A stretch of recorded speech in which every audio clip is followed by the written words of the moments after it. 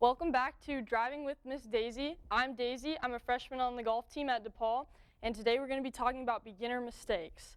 Now, in the previous episodes, we've already addressed short game basics, the problems with swinging as hard as you possibly can when you have your driver in your hand, and we've also addressed spending too much time on the driving range and not enough time on the course. So we'll get into some new things today. We're going to start with beginners have a problem with not picking a target. So Harvey Pinnock said, take dead aim. That's words to live by when you're playing golf. Picking a target establishes a clear goal. It helps you deliver a more precise and confident swing. It just makes you more confident when you're over your ball. You know that you have a clear target in mind. When you pick a target, you're visualizing your shot. So you stand behind it in your pre-shot routine, you stand behind your ball, you look at your target, and you paint a picture in your mind. I always paint a picture in my mind of my shot when I'm standing behind it picking a target. Do I want to hit a high shot? Do I want to hit a low shot? Do I want to hit a little fade? Do I want to hit a draw? I paint a picture in my mind. I visualize my shot happening when I'm standing behind it. That's super important to do. You really definitely need to pick a target, and you need to paint that picture in your mind. You also need to pick smart targets. So if you miss the ball right a lot, you hit a lot of slices, you leave the club face open a lot, and your ball always goes right, well, you don't need to aim at the center of the fairway then, because you're going to miss the fairway right. You don't need to aim at the pin because you're going to be way over to the right. You're going to miss the greens, you're going to miss the fairways. Aim a little left. You know, if you're missing your shots right, aim left, and then you'll be in the center of the fairway. You also need to establish a pre-shot routine. This is very important. Beginners don't have a firm pre-shot routine, and a pre-shot routine just really gets you in the mindset of hitting your shot. You come back to being calm when you have a pre-shot routine. You might be worked up and nervous over a shot that you're about to hit, but if your pre-shot routine is always the same, you always have that comfortability when you're about to hit your shot, because this is always the same. You know, I always stand behind the ball. I always take a practice swing.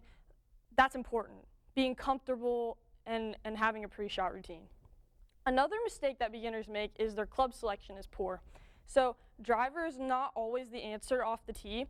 You don't always need that much distance, especially if you hit one of your longer irons or your 3-wood or your 5-wood straighter. Hit that off the tee. You don't always need your driver. It's not necessary. And courses are designed with hazards, bunkers, and water in certain places for people who miss their driver off the tee. You know, they're certain distances away from the tee box so that you'll hit your ball into them if you miss the fairway. So hitting a lesser club leaves you short of those hazards, and you hit those clubs straighter, so you'll be in the fairway. Another thing beginners like to do is hit with their ego. So they like to use a little less club to try to impress their friends when they're playing. Nobody cares how far you hit your 8-iron. If you hit your 8-iron on the green and somebody else is hitting their pitching wedge because they think they're cool and they're hitting with their ego, it doesn't matter. They're not going to be as close as you are. You might need your 8-iron from a certain distance. And if you switch to your pitching wedge to try to impress your friends and show off how far you hit it, you're not going to be as accurate. Nobody cares if you're closer to the pin and you get the ball in the hole in less strokes. It doesn't matter how far you hit your clubs. Another club selection error that beginners make is they chip from the fringe. So the short grass around the green, that is horrible. That's a horrible idea. It's hard to do. The lies around the green are tight. That grass is really hard to chip out of. It's grainy. It's just a recipe for disaster if you're chipping from the fringe. Putt. Just putt from the fringe. A bad putt is always, every time, going to be better than a bad chip. A bad putt, I'll say it again, a bad putt is always better than a bad chip. Putt from the fringe. That is the best thing you can do for yourself around the green, is putt from the fringe. Another thing that beginners need to start thinking about is that you're just a beginner, or you're just playing for fun. You know, make golf enjoyable. When you're playing for fun, there's no shame in making the game a little bit easier for yourself to keep it enjoyable. If you're a guy, play from the closest men's tee box. You don't have to play from the tips every time. That's not fun. Nobody has fun doing that. That's hard. And if you're just a beginner, you're going to really struggle from that far away. So play from the closest men's tee box. Don't play out of bounds. I mean, it's theoretically cheating, but if you're just playing for fun, it doesn't matter. Don't play out of bounds. Play everything as a red stake. Go up and drop your ball where it went out of bounds. Don't re-tee.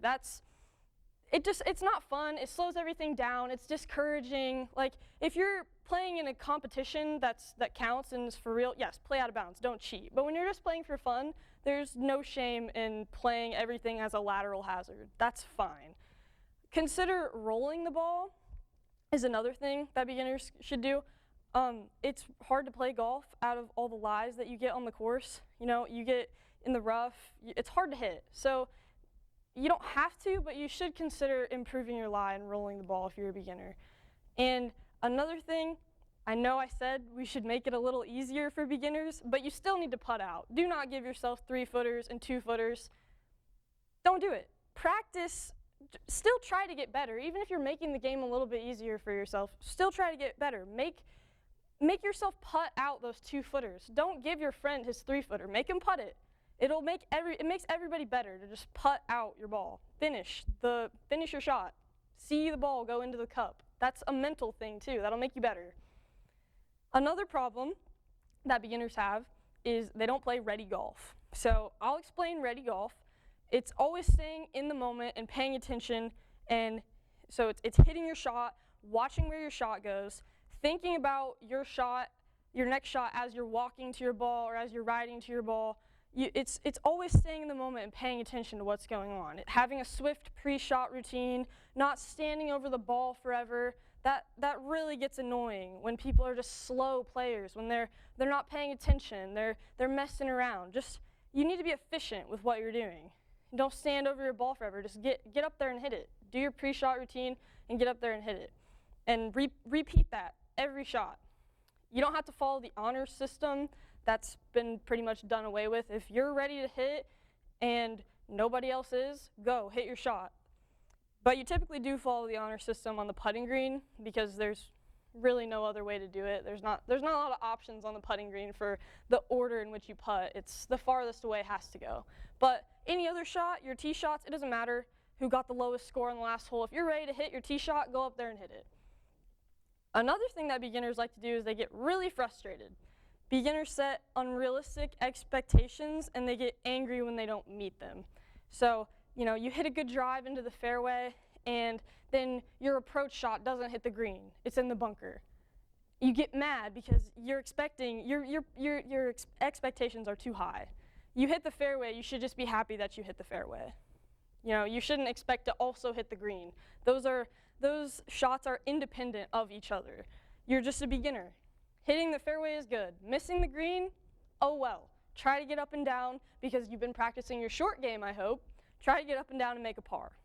And if you're a beginner and you're shooting in the 90s or the 100s, you're not making a lot of pars anyways. So you should be happy to make a bogey. Bogeys are good. If you shoot 95, then you should always be happy to take a bogey on the course. Tour players have expectations that they have to meet. They hit 60% of the fairways, they hit 67% of the greens, and they make 40% of their 10-footers. So those are expectations for them. 60% of the fairways. So why are you mad when you're missing fairways? They hit 67% of the greens. Why are you so mad when you miss a green? Tour players are only hitting 67% of greens. So ask yourself how realistic your expectations are next time you get angry. Because chances are you're putting a little too much pressure on yourself and your expectations are a little bit too high. So that's all I have for beginner mistakes. We'll catch you next week and we're going to talk about how to practice.